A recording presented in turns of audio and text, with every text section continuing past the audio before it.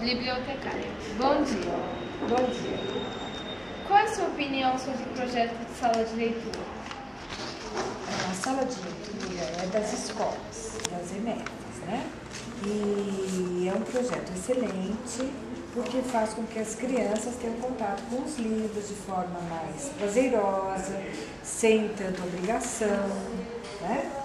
Nós estamos aqui na Biblioteca do Céu.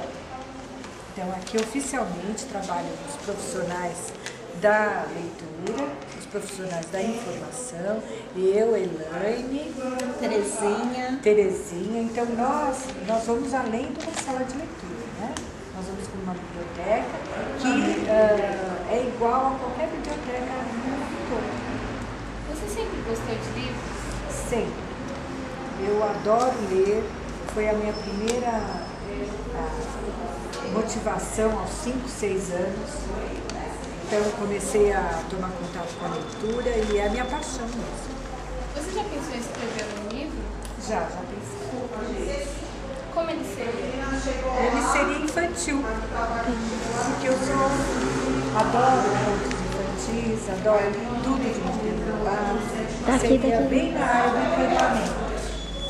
Como é trabalhar em uma biblioteca que requer tanta responsabilidade?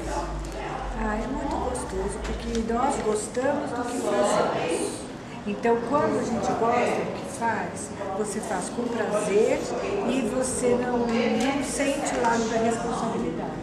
Você sente o prazer de estar servindo aos outros, de estar propiciando a leitura, o contato com os livros, com a informação, não é?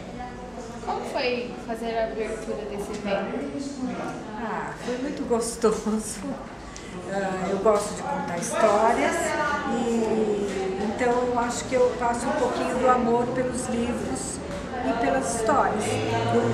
É uma forma de leitura. Muito obrigada. Falou, Micaela.